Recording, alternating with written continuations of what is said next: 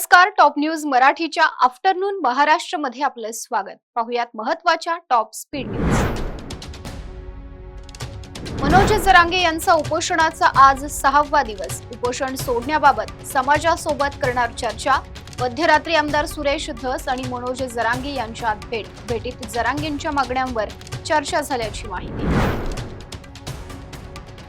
अमरावतीत ठाकरे गटाचे प्रमुख प्रशांत ठाकूरांवर प्राणघातक हल्ला. ठाकूर यांच्या डोक्यावर लोखंडी रॉडने मारहाण. हल्ल्यात तिघांचा समावेश. शिवसेनेचे बेपत्ता पदाधिकारी अशोक धोडींचं अपहरण करून घातपाताचा संशय. 5 संशयित आरोपींपैकी 2 परराज्यात फरार. धोडींचा घातपात करून आरोपी राजस्थानला पळून गेल्याचा पोलिसांचा अंदाज. ठाण्यात 4 बांगलादेशी महिलांना अटक. ठाणे गुन्हे अन्वेषण विभागाच्या पथकाची कारवाई. घर उपलब्ध करून देणाऱ्या घरमालकाविरोधातही गुन्हा दाखल. सांगलीत जीबीएस आजाराचे 6 रुग्णांवर शहरातील खासगी रुग्णालयात उपचार सुरू. रुग्ण आढळलेल्या परिसराचं पालिकेकडून सर्वेक्षण. नागपुरात पोलीस कर्मचाऱ्याची विष प्राशन करत आत्महत्या. रामचंद्र रोहनकर असं पोलीस कर्मचाऱ्याचं नाव. रोहनकर बडतर्फीच्या कारवाईनं होते तणावात. महाकुंभमेळ्यातील चेंगराचेंगरीची न्यायालयीन चौकशी.